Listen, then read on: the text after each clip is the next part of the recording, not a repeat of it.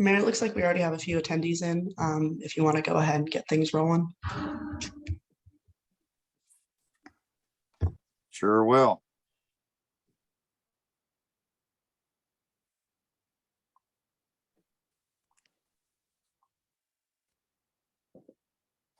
Good morning, everybody.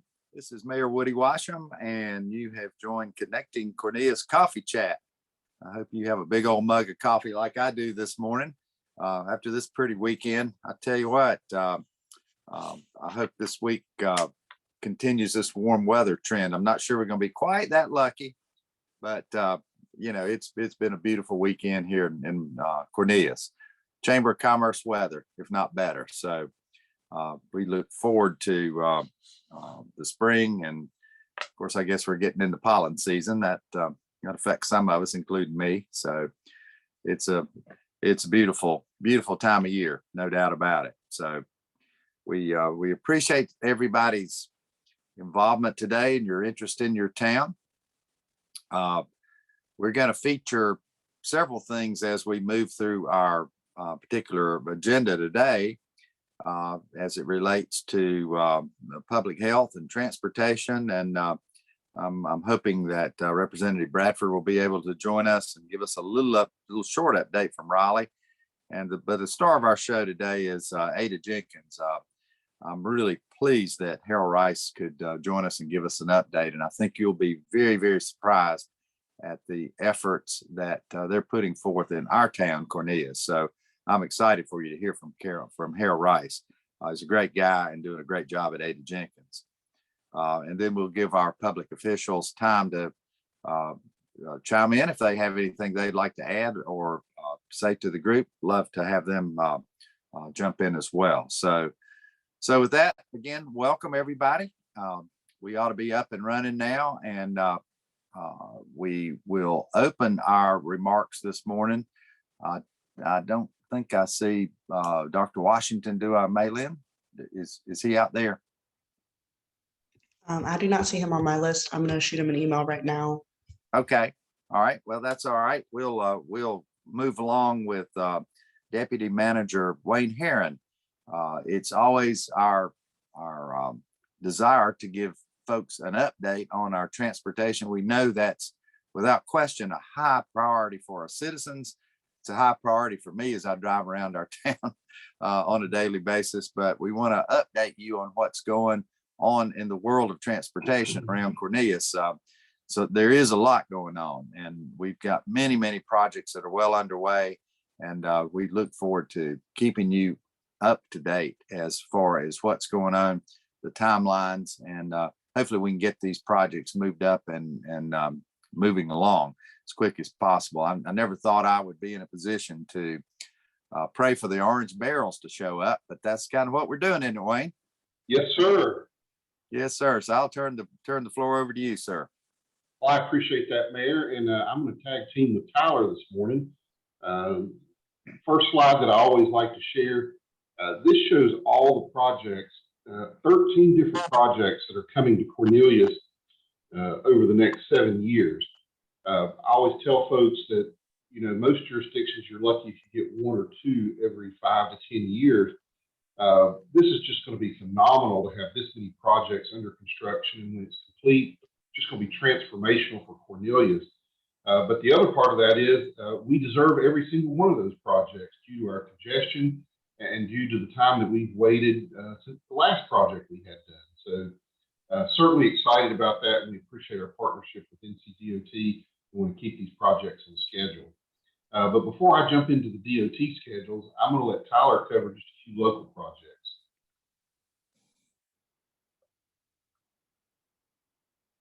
Tyler, if you're there. Hey, yeah, sorry, I'm here. I just stepped away for half a second. Sorry about that. Can you all hear me? Yes. Okay. So Bailey 115, this project is complete. We just have a few minor punch list items, some landscaping and touching up on seed and straw and stuff like that. But for the most part, this project is complete. And then my other project, Jim Street Extension, This was behind the mill, the Oak Street Mill. And will provide another east-west connection, another alternative for Catawba. So we had a pre-meeting or a pre-construction meeting with the contractor, and unfortunately, we're still having some issues with getting stormwater pipe and water line pipe. So they're now anticipating starting in mid-April instead of mid-March. However, they still think they can finish this project by the end of 2022. So it shouldn't affect the completion date, but we're getting a little slower start than we anticipated. So happy to take any questions on those two projects, but that's all I had. Thank you, Tyler. I'm going to jump straight to 2023. So the first DOT project we'll talk about is the Highway 21 Catawba, the dual roundabouts. And the first several projects are all on the same schedule. You'll see utility relocations in this calendar year. Construction is scheduled to start early in 2023. So this will be some of the first orange barrels you'll see coming out in our jurisdiction around Highway 21 at Catawba. North Cross Drive extension. Also, right away is wrapping up as we speak. There'll be some utility relocations. Pretty major utility relocation here. There's a major substation for Energy United. Construction will start in 2023. This one will take a little bit longer through 2025 because it crosses the McDowell Creek Greenway and there's a major culvert. The good thing on this one is most folks won't see this one. The construction is on new location. It's out in the field, but when it's all done, this will be a great north-south connector for us between Westmoreland and Burkeville. The Torrance Chapel West Catawba project. Now this is a pretty major one. Has 3 roundabouts, one at the post office, one in front of Lake Norman Jeep Chrysler Dodge, and one up at Knox Road, and also an improvement to Knox Road and improvement to the intersection at 1 Norman. This one you'll also see the utilities begin this year. Construction date starts in 23, goes to 24. They'll do this in 3 phases. Phase 1 will be the Knox Road 1 Norman, and they'll be working with Chick-fil-A and the bank, a new bank that's out there. They've contributed to those improvements. Then they'll move back over toward Torrance Chapel and the post office, and they'll do that in 3 phases. The NC 115 Potts Roundabout. This will be up coming out at Davidson Street at the YMCA. This will help traffic flow. The big improvement up there is allowing bikes and pedestrians under the railroad bridge, which that's always been an unsafe thing to do if you ever walk or bike up that way. But this will also improve traffic flow dramatically. The Bailey Road extension. If you can see on this slide, this comes, if you know where the sharp curve is in Bailey Road, you'll just be able to take off straight from there and come straight out to Highway 21. This will be a great improvement for our industrial district. It'll be a safety improvement. We'll have less cars driving through Oakhurst and through where 131 Main and the former Cowboy restaurant. So this will be a great improvement out for Bailey Road. The I-77 shoulder hardening. We want to keep talking about this because this is really a great project. I have traveled around the country and watched how this has worked. And most recently where I was, just noticing how the improvement in the rush hour traffic, allowing people just to get in that shoulder during peak hours. And then it ends after the peak hour. It's a great congestion management tool. It's good for capacity. So we're excited that if you're going between 25 and 28 or 28 and 30, a great alternative for traffic.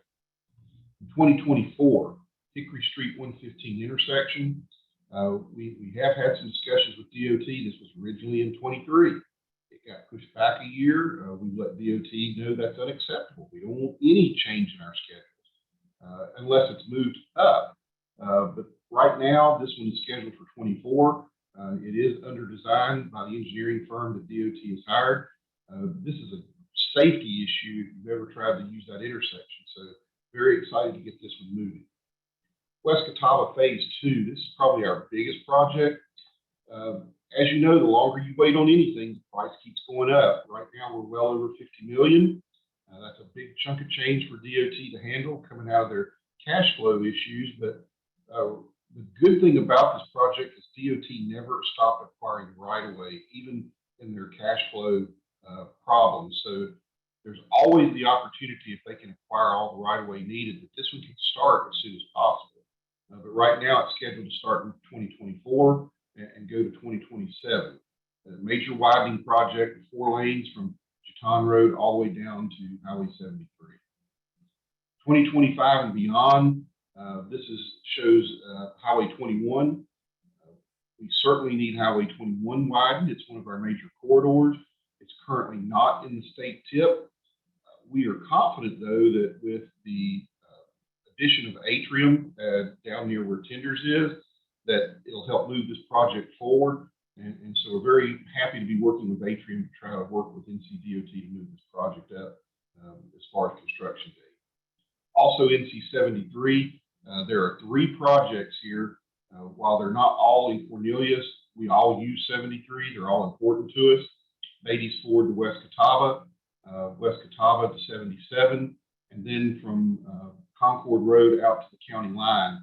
All of those are scheduled for 2027 and would be happening in the same year. So with that, Mayor, I'll stop and see if there's any questions, and thank you for the opportunity. That's great. Thank you, Wayne.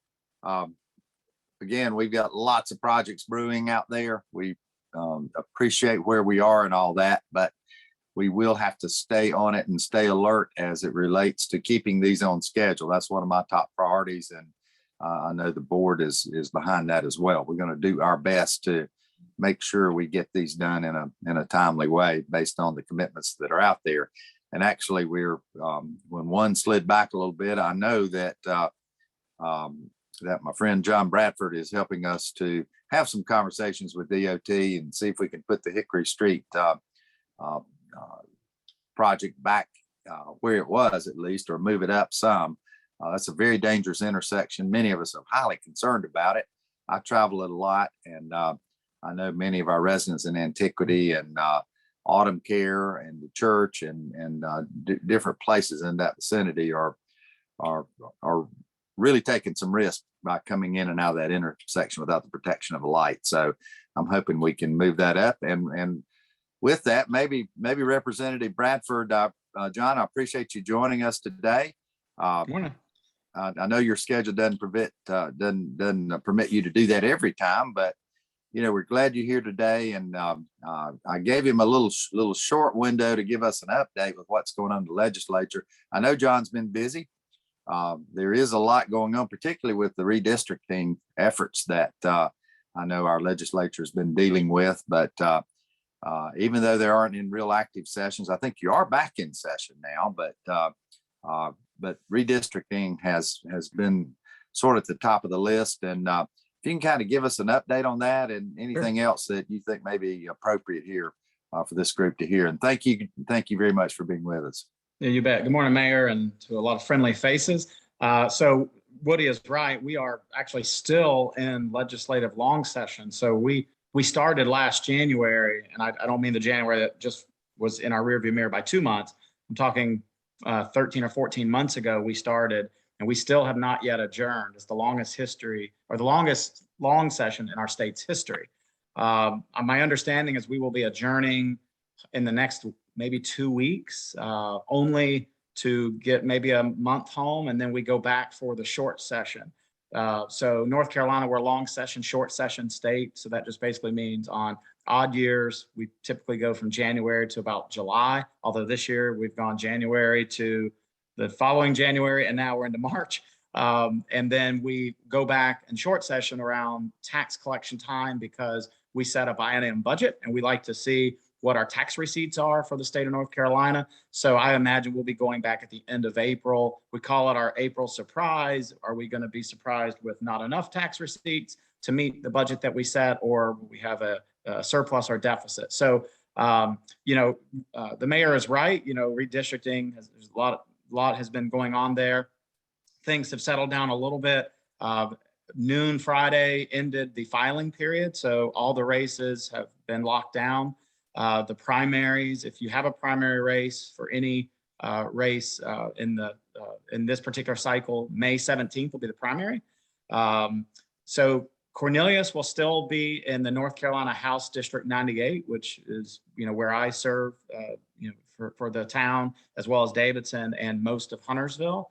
The Senate maps have changed, and all this is based on population. Every 10 years, we have a census. And so our population has grown significantly. So we picked up an additional congressional seat at Congress. So we've gone from 13 seats now to 14 seats in Washington, D.C. But that also means the population amongst urban areas has, as we all feel here right here in Cornelius, has continued to climb. So the Senate maps, actually part of the Senate 41 has changed. So the west side of Cornelius and parts of Huntersville, the west side of 77, I should say, is going to now be in Senate District 37. And the person who holds that seat today is Senator Vicki Sawyer. She lives in Iredell County. So her seat actually will come down into the west side of Cornelius over into some of Huntersville. And then the east side of Cornelius, along with Davidson, and then the balance of Huntersville and on into Charlotte, will remain in Senate District 41, which is currently held by Natasha Marcus. And I know she did file for re-election, as so did Vicki Sawyer. So that's what's going on in terms of our Senate seat. Cornelius will have 2 different senators for the town, but you'll have 1 House member. Let's see, we still are in the congressional 12th district. There was a lot of different maps out there, but currently we will be in the 12th, which remains Alma Adams.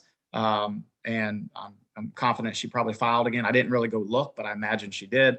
And the state Representative Tim Moore, who's the Speaker of the House, actually filed an appeal. It was denied by the state Supreme Court, and now it's working its way through the federal Supreme Court about the congressional maps. And the reason they're appealing it is because rather than accepting maps that the legislature drew, which is within the legislative's constitutional authority, basically the Supreme Court let 3 jurist panelists draw the maps. And so we'll see how that plays out at the Supreme Court level, or if it even does. But for now, things are pretty much locked down. I would continue to see in the short session, even though we're still in the long session, I'm already thinking about short session. I don't know if most of you know this or not, but I serve as one of the senior chairs on finance. And what that really means is I help control and set our state's tax policy, make recommendations, of course, has to be voted on by the body. But I'll tell you this, in the long session, we have continued, I think, excellent tax reform. We continue to lower our personal income tax here in North Carolina. We've also put ourselves on a path to lower corporate income tax. We've also, made ourselves, if you're a military retiree in North Carolina, you will no longer have to pay any income tax on your military pension. So we're doing a lot of great things, not only for our military, but for all of North Carolinians. We're a flat tax state. So that means everybody pays the same tax rate. So when the tax rate goes down, we all enjoy that. So hopefully in the short session, if we have great tax receipts, meaning if we have a surplus, then perhaps we can accelerate some of the tax reductions. We're on a plan. We're at 4.99% personal income tax today, and we're on a plan to get to 3.99 over the next couple of years. And maybe we can accelerate that if we have a good tax receipt April. So I don't want to go too long, but those are some of the things we're doing in Raleigh. That's great. That's a good update. Commissioners or any of our staff folks have any questions for Representative Bradford? Well, you did a good job, John. Thanks for the good job you continue doing for us. And we appreciate all the support you have brought our way and over the last year here in Cornelius. If you want to zero in on that, we were very, very grateful to you for a $2.5 million support or gift to the Kane Center for the Arts. It really helped them finish off their building project. Still raising money, but that was a great day's work, and I know you did the same for our surrounding communities with some great work in the legislature, and we thank you for that. We really do. So, but we're working well. We've already had, you mentioned Vicki Sawyer will be a new rep. We've already had several meetings with her.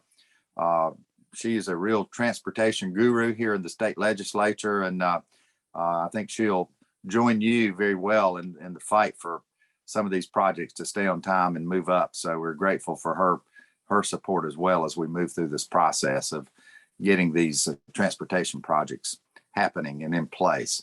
So with that, let me look at our questions. I think we had one for transportation that popped up, so we'll go back to maybe Wayne for that one.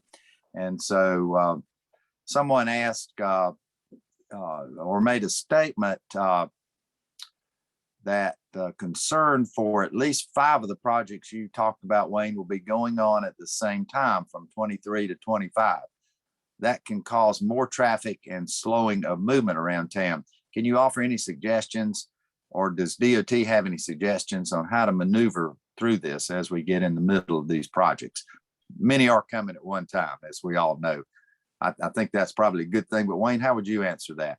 Well, you're right, Mayor. It is a good thing because we need all those projects. And we're certainly not going to step in and ask DOT to delay anything, because that's dangerous. You start delaying, things happen, and we don't want anything to happen to these projects. But we're certainly aware of the congestion that can be caused by these projects. So we're already talking to DOT about how we mitigate that. A couple of good things, like I mentioned, North Cross, it's on new location, so people won't even see that. So it will not affect traffic and congestion at all. I mentioned the 21 and the Torrance Chapel. Torrance Chapel will be done in 3 phases. So hopefully the pain is isolated in different sections as the project moves, so that you don't feel the pain over the entire project. And then, of course, the Potts Davidson Street is in a totally separate area. And so we've talked to DOT about different plans for how they intend to move traffic, how they intend to look at rush hour, morning and evening. We're going to try to mitigate that the best way we can. We are aware of the potential with all those projects, but again, once they're all done, it will be just tremendous, the change in the capacity that we'll see. So we're on top of that. We're doing the best we can. DOT's working with us.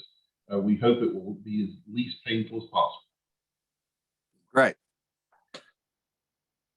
So I think you've gotten a couple questions, Representative Bradford from Mike Zanger. And I see you probably have answered one of them online. Would you Yes. give us an update on that? And also there's another discussion about school vouchers that he is talking about out there. So you've seen those questions. If you'll give him an answer. Yes. You want through the chat or right here? You can go ahead and just answer live, so everybody. Okay, can. yeah. So Mike's question was, from a state income tax level, could we someday see North Carolina at 0? And I think the answer is yeah. I mean, if they had anything to do with me, I would continue to push it down, because we've seen states like Tennessee and Texas and Florida, enjoy other things because they have a basically 0 state income tax. It won't happen, overnight. I mean, it would probably take a decade or so to keep moving in that direction. But I think, at least as long as fiscal conservatives like me are at the wheel, I'm going to continue to try to push for that. Because it's sort of counterintuitive. You think, well, if you move that to 0, you won't have the income tax to pay for it. But what you have is you have people wanting to move here, buying homes, shopping our restaurants, buying cars, all those things, and it sort of helps generate revenue in other areas. So it's sort of a counterintuitive way to think about it. So I think it's a possibility. We're already doing it for corporate tax. We've set ourselves on a plan to get to 0 by 2030. And if we have a good year this year with surpluses, we may even try to accelerate that. So that was one question. The other question Mike asked was about vouchers for parents. I think what he's asking is, all of us pay taxes, for education, right? Whether you have children or not. And for parents who obviously do have kids going to school, is there a way that maybe your tax dollars could follow the child? And we've seen, I think the pandemic has sort of raised that issue more because of some of the things that happened in schools much longer than parents really wanted to. So I actually am meeting with our state superintendent today, actually in Huntersville. While I'm not sure we'll talk about that topic specifically, what I will say is I think there is a general sentiment that, we need to take a closer look to make sure that, parents continue to have good choices, which may include, making sure that some of their tax dollars maybe does in fact follow their child. And so again, it's not an easy discussion, but it is. I don't think anything's off the table. Okay, thank you, sir. There's maybe a couple more questions. I'll let you handle those because of our time constraints in the chat, if you don't mind, John. So we will move into our presentation by Harold Rice. Again, Harold is the executive director of the Ada Jenkins Center, one of our points of light, bright places in our community that does so much to help our citizens and the citizens of North Mecklenburg overall. We appreciate what all Harold does. He's certainly made it through the pandemic times, and we're out sort of on the other side of that. And so hopefully that will put us up in a pretty good spot. Let me do one thing. I had to skip over Dr. Washington a minute ago, and I don't want to put you off long, but I'm going to turn back to Dr. Raynard Washington, our public health director, just to give us a quick COVID update and an update from his perspective. And I will say to Dr. Washington before we get on to our Ada Jenkins presentation, that we really appreciate your leadership. You're sort of taking us out of this pandemic, we hope, Dr. Washington. So I'll let you verify if you're actually taking us out or not. Hopefully we're on the other side. So thanks for being with us today. Thanks, Mayor, and it's certainly my pleasure to always be here with you all this morning. We are certainly on a different place than we were, I would say, probably the last time I was here. And I think when I was here the last time, I talked a little bit about sort of our impending plans to sort of start to transition to what we've been referring to as COVID response 2.0.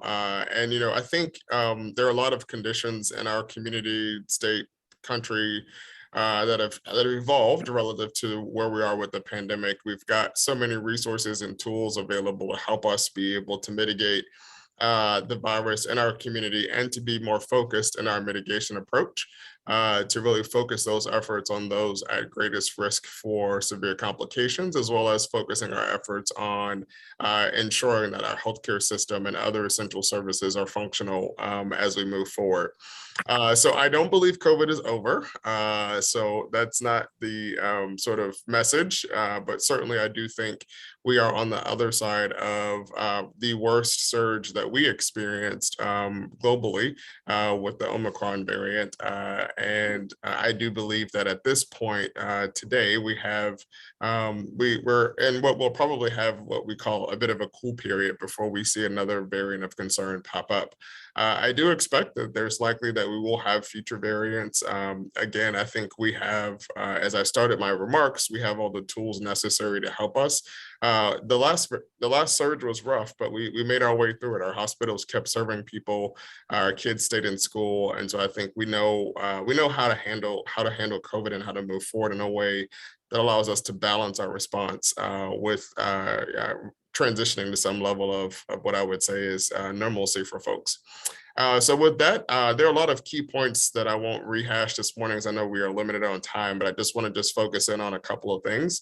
Our case counts and all of our metrics are really, really low, which is great. We're currently in the CDC's low community level, and I would expect that we would stay in that level for some time period. We also have a lot of immunity in our community right now because so many people were infected with Omicron. There's very high immunity, and we also have really good vaccination rates in our county. And so I think they're not great. They're not the best of all cities, but certainly I think we are headed in the right direction.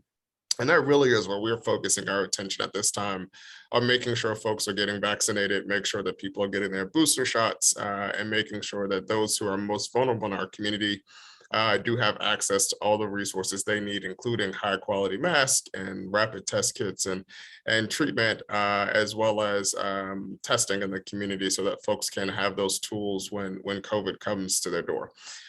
So with that, I will pause and just remind folks to stay home if you're sick, to get your booster shot if you haven't yet, get your vaccine if you haven't yet.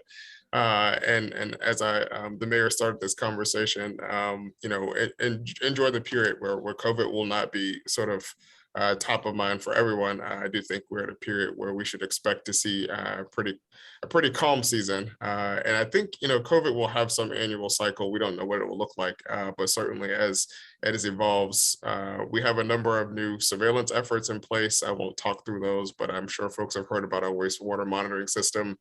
And so we're very comfortable or confident that we've got the tools in place to keep an eye on things, and we'll alert the public when the situation changes. So with that, I'll stop and take any questions.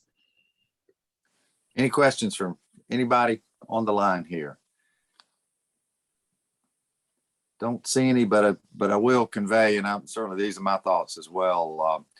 Commissioner Lee Altman is out there in Zoom land somewhere, and she expresses her thanks, and certainly I add mine for everything you're doing to help us through this end of the pandemic. And as you said, we are at a point in time, which is a good point to be in, but the future's the future. And so we'll see what pans out as time goes by. Hopefully we're almost done. So, and it does feel good to be a little more normal in these days. So again, we appreciate your leadership, Dr. Washington. Of course.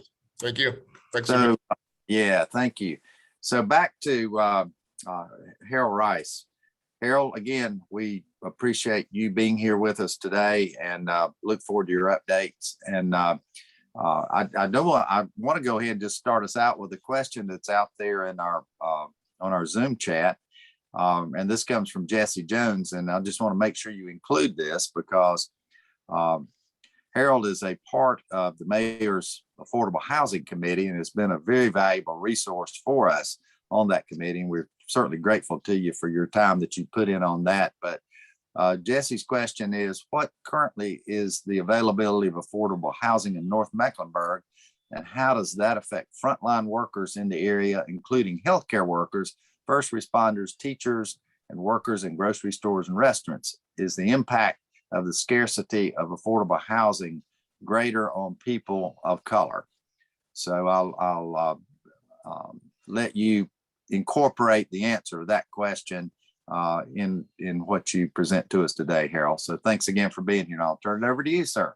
Great, thank you, and thanks for being here as well. Just because I'm getting older and my mind is bad, I better address that now before I forget later. There is a scarcity in housing, and we see it as the north of 3 towns, and there is a lack of affordable housing for frontline workers, workforce, housing, all of the above. There's just a lack of. And one thing, and I'm going to punt this to Wayne. One thing Cornelius is doing is put together this housing task force because there's some new initiatives specifically for the town of Cornelius. It's different in each town, but the bulk of the individuals we serve at the Ada Jenkins Center lives in Cornelius. So I want to punt this to Wayne because there's some deeper conversations as it relates to some of the ARPA dollars and how they're going to be used for affordable housing. Well, the one thing I'll add, and I'll be brief because I don't want to take away time from you, Harold, but we had a study from Lake Norman EDC several years ago that told us 80% of the people who work in North Mecklenburg don't live here, and it's because they can't afford to. That adds to traffic, that adds to many other things with these people having to drive from Charlotte, Huntersville, wherever to get to Cornelius. The study even went a step further that 90% of the folks specifically in Cornelius do not live here because they cannot afford to live here. I think there's a lot of things that can be solved from a traffic standpoint, from a housing standpoint, if we can try to address that. One of the things that I want to praise the town for is that we are looking at stipends for our employees to encourage them to live here. There's a benefit for us having police and fire living here in town, as well as all employees. So those are things that we're looking at to address the housing, and we are looking at a long-term housing plan. So I'll stop there and let you keep going, Harold. Thank you. Yep. Yeah, and I'll add that, the Ada Jenkins Center, we're looking at the land that we own in Davidson for highest and best use, and we consider that to be affordable housing. So more to come on there. Thanks for the question, Jesse. I'll try to share my screen, and because of time, I may skip a few things. Can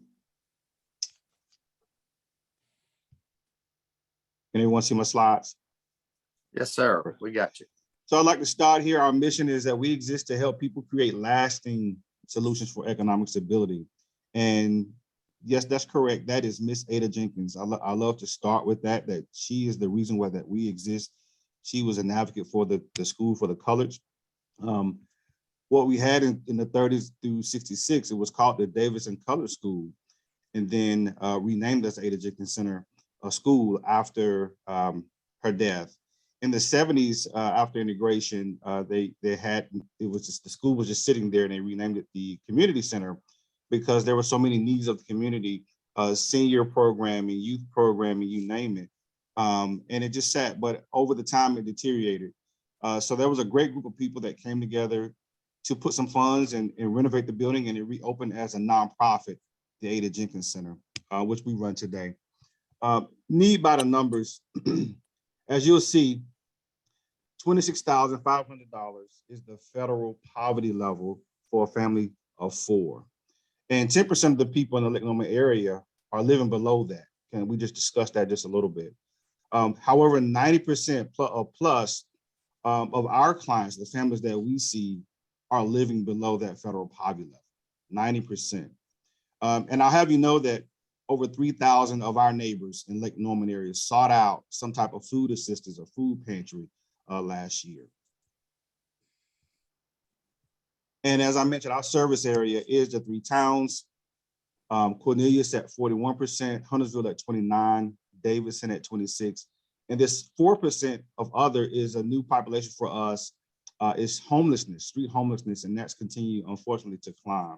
We're seeing more families and individuals living in their cars, sleeping in front of the grocery stores at night, what have you. And we do have a street outreach coordinator who's working with police officers in the 3 towns to help these individuals get connected to resources.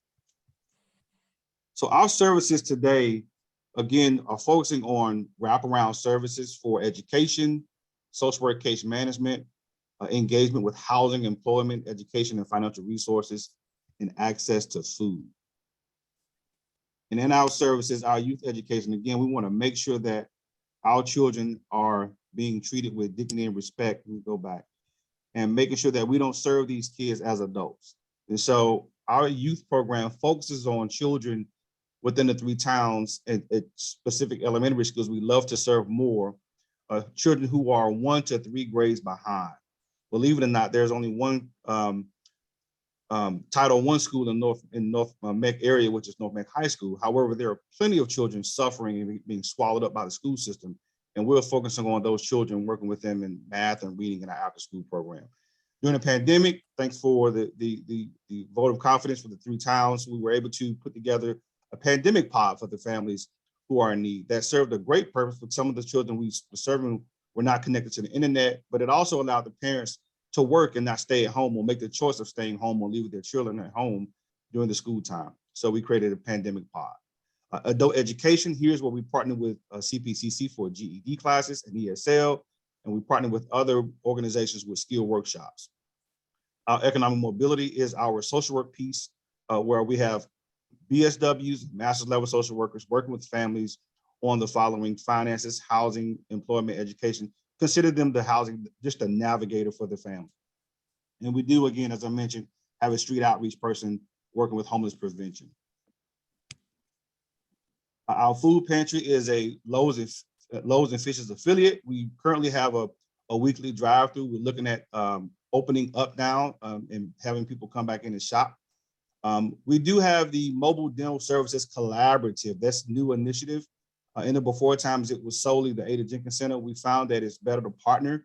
And so we partnered with 2 other organizations to put the dental bus back out.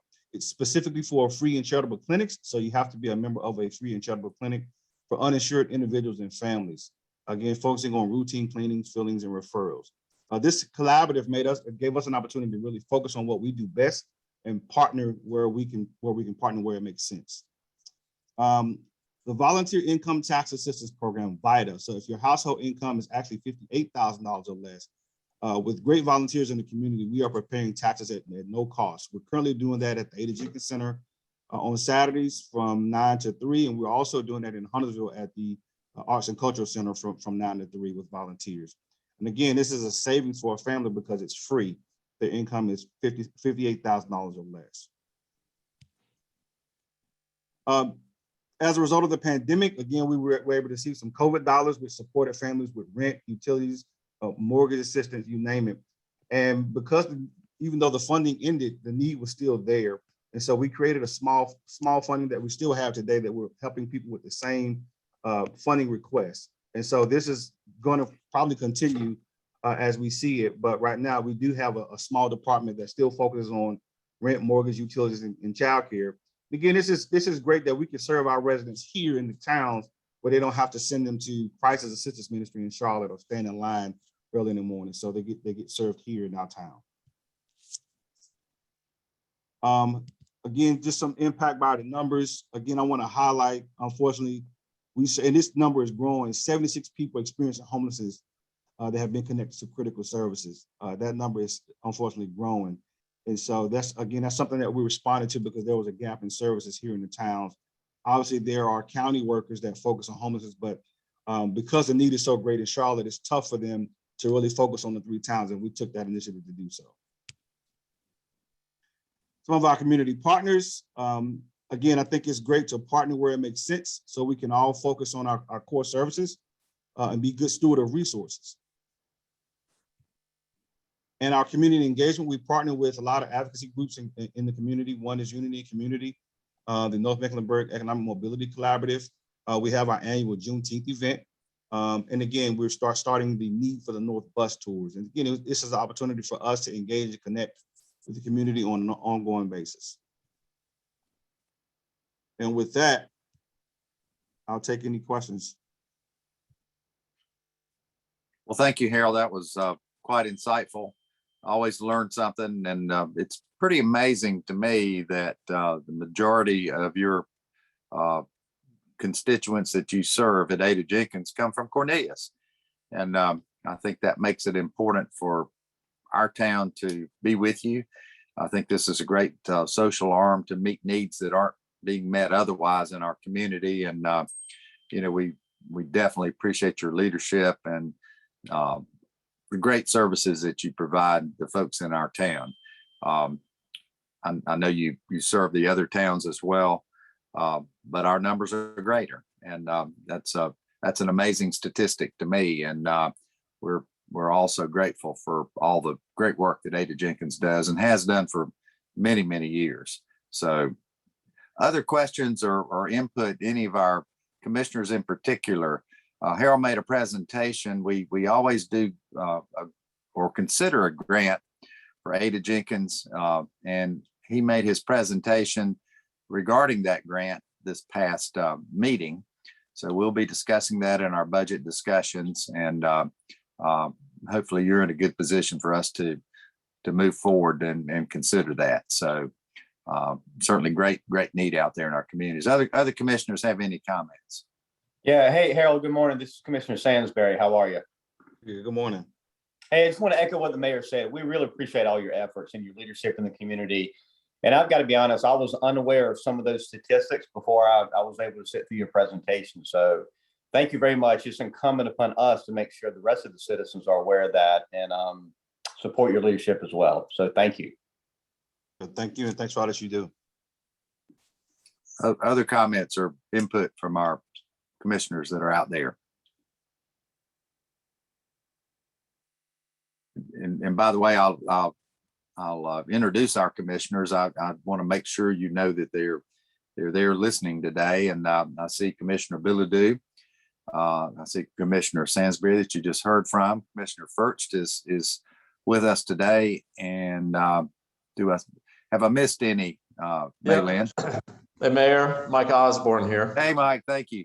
I didn't see you on my screen, but thanks for speaking out. No problem. Yeah, Thank you. appreciate you being here. Gilroy on as well, Woody. Good morning. Hey, thank you, Dave. Thank you for being here. And I will say that Dave Gilroy has been a representative on the Ada Jenkins Center for years and years. I was for a little while, but he is back and in an ex officio role. So at least for the moment. And so Dave, you have anything you'd like to add about Ada Jenkins? No, it's just one of our crown jewels in terms of community impact and addressing We got a lot of needs, but the kinds of needs that Harold's organization addresses are some of the really most profound, just heartbreaking needs in our community. So their impact just couldn't be more appreciated. Great input. And like I say, Dave has served in that role for a number of years, representing our town. And Dave, we appreciate you doing that. And Harold, I think you're in a pretty good position with that grant. Hopefully we can do some good work for you there. Thank you. Looking forward to it. Thank you. Look forward to continue the service as well. Great. I saw our town manager out there. Andrew Grant, do you have anything to add related to Ada Jenkins? I know you've worked with them for a number of years as well. Right. Just to say ditto to what Commissioner Gilroy said, it's a community asset to our town. As the statistics show that Executive Director Rice displayed, a large number of our community utilizes the services in Ada Jenkins, even though it's a facility that's in a town north of us. So thank you, Harold, for what you do. Great. Good deal. We've got so much going on as it relates to our town right now. Many of you know we're in the middle of our budget season. It's progressing along nicely, and a lot of our information will move into a retreat. We almost 2-day retreat that we have coming up toward the end of March. So there's a lot of moving parts to the budget right now as we consider how to put this in place. We've really got two directions that we're going in with our budget. Certainly the budget itself and our ARP funds, which many of you have heard about.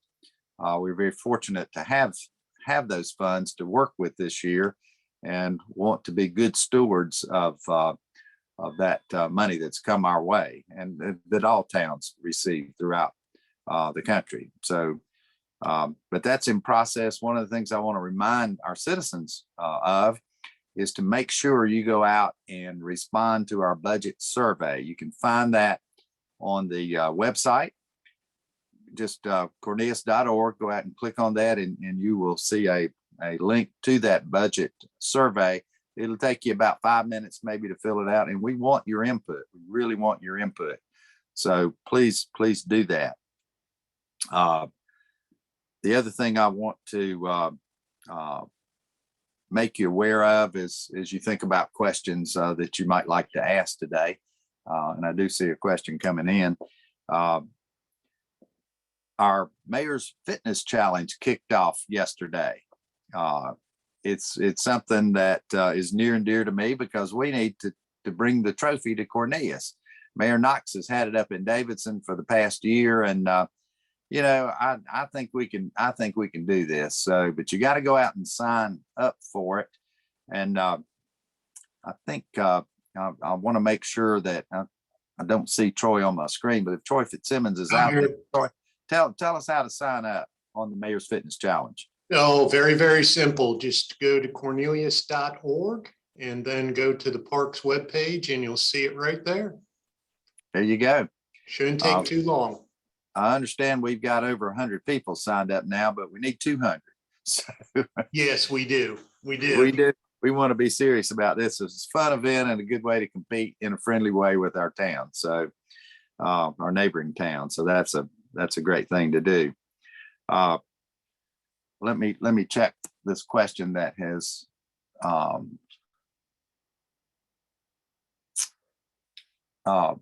Kwanda Thompson has noted. She's with Atrium. I know Kwanda. She has noted that on behalf of Atrium Health, Atrium is coming to our community, as I think all of you know, with a beautiful new hospital. She's also proud that they are a community partner to Ada Jenkins, and they have lots of wonderful community partners, and certainly Atrium is one of those. So thanks for bringing that up, Kwanda.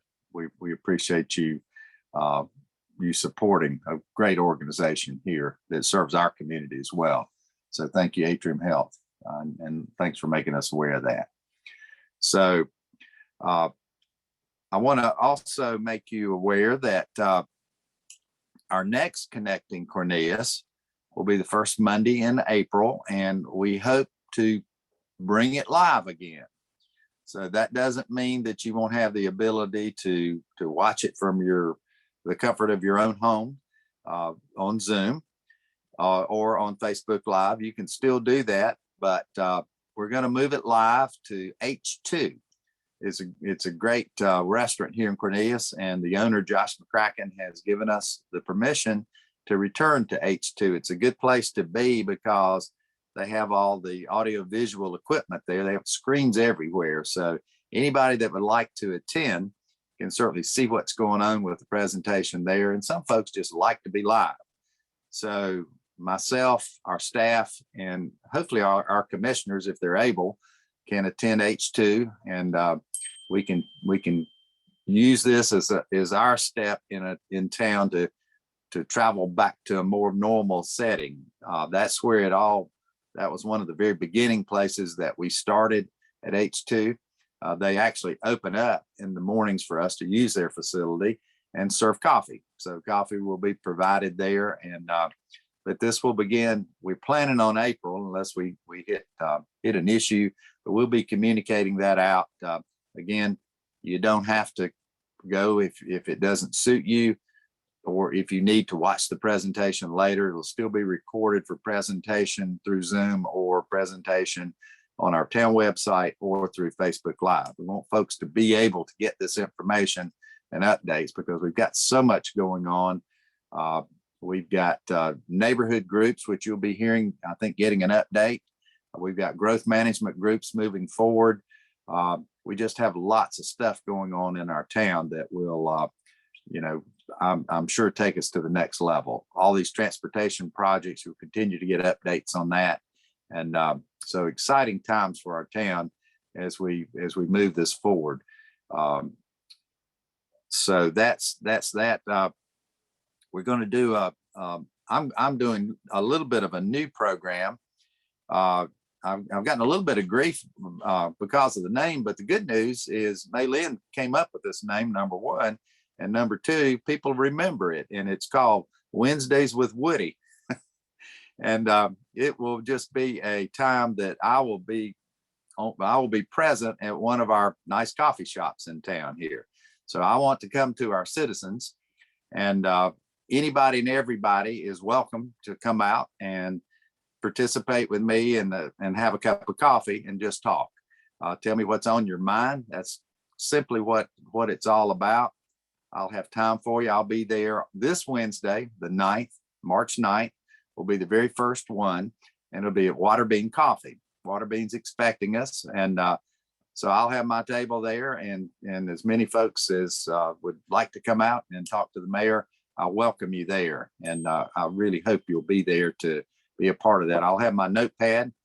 I may not have all the answers, but I'll get the answers, and we'll certainly get back to you if you have questions related to your town government or town programs or things going on in your town. So we'll just talk to each other, get your ideas. It's just another form of input. I'll probably be moving over to the east side. I'll be moving around town at different places at different times of the month. Plan to do this at least once a month, if not more often. We'll see what the demand is and how it's going. So it's just a matter of communicating with our citizens, and that's a high priority for me. It's a high priority for our board, and we've got lots of initiatives going on to enable our population to give us feedback and to listen to the feedback that we get. So I do want you to know about that. Starts again this Wednesday, Waterbean Coffee from 10 to 11 o'clock. We can go a little bit longer if we have the need to do that. So that's yet again coming up. And I'll turn to our commissioners. If you have any input or if you have anything you'd like to say to our audience, I'll certainly welcome you to do that. So anything coming from our commissioners now. Commissioner Furt, I see your hand. Good morning, sir. Thanks everybody for joining. Just a quick update. I want to thank everybody that came out to the blood drive last week. I got to sit next to Maylin in the red van, in the red bus last week. So that was awesome to see folks out for that. And just to let folks know, there's another drive this week at the First Baptist Church with the same One Blood bus as well on the 10th. They'll be there all day. And just quick conversations with Pastor David Judge. There's going to be a curbside cleanup. And Maylin, I'll need to get the details to you and ask you to put that potentially on the calendar. March 26th, they're partnering with Waste Pro to drive around and pick up any large items in town that you may not be able to fit into your bin. And so just wanted to let folks know that that program is going to be coming up here in the next few weeks. And we've got more to talk about tonight at the town meeting, so we'll get into that later. Thanks. Anything else from any of our commissioners? Yeah, Mayor, thank you Yes. for a good meeting this morning. Thank you, Harold, for all you do and your work also with the Affordable Housing Committee. I did want to send out a thanks to everyone who did reply to the budget survey. As you mentioned, Mayor, more and more we want to see response input from our citizens. Over 1,000, last I checked, replied to the budget survey. And stay tuned, Commissioner Osborne and I are coordinating a growth management task force that will enable, beyond just the task force, citizens to weigh in on the future of our town and its development. It was obviously a big topic during the last election period. It's on the top of mind for our citizens. So for the next few months, we'll have an exercise where we look at the land use plan and respond to our citizens' desires for what this town will look like over the next 5, 10, 20 years. But thank you all for participating. Great. Thank you, Dennis. Appreciate that. Let's see if we've got more questions here. Andrew, remind us again, Mike Zanger wants to make sure he's got an idea where that budget survey is located. So it says you didn't see it on the front page. Can you tell him where to look for that? I'm actually reposting it right now. We had taken it off the homepage last week, but it's going back up in just a couple minutes. A few minutes, Mike, you'll see it out there, sir. But thanks for asking. You reminded us to get it live and up front for you. So thank you. Mayor, if I can take 1 second, since ARP has been mentioned and there's Yes. questions about the budget survey. One of the reasons we pulled the budget survey off is because we're getting ready to launch a community-wide ARP survey. We want to get some feedback on ARP from the community about where priorities may be for those funds too. So tonight at the town board meeting, I'm going to have a brief discussion and a very brief presentation with the town board about the next steps in terms of obtaining some community feedback on the American Rescue Plan. So thank you. Yeah, that's good input. Again, it's like we've got two budget processes going at once, the ARP plan and our regular budget cycle. So they do fit together, but it's nice to get the feedback on both ends of that spectrum. So thank you, Andrew. Our meeting this evening will begin at 6 o'clock. All citizens are welcome. If you have public comments you'd like to make, certainly you can sign up for those, and we more than welcome you to do that and speak to your board. Be there at 6 o'clock and sign up, and we'll move into our meeting shortly thereafter. We have a good meeting tonight, and it's chock full of good stuff, good updates, and good information. So we remind you of that. So any other events or anything I need to mention before we exit for this particular session? Maylin, did I leave anything out? We actually have one question on Facebook. If one is still on the line. It says, in regards to the Bailey Road project, why wasn't a new /second north-south lane added to the intersection? And the answer to that is it may very well be. DOT will do an intersection analysis as part of the design. And if it warrants that, that will be provided. We're still in the design phase for that. Good news. It also looks like Commissioner Altman would like to say something. If I can add her to the call. Sure.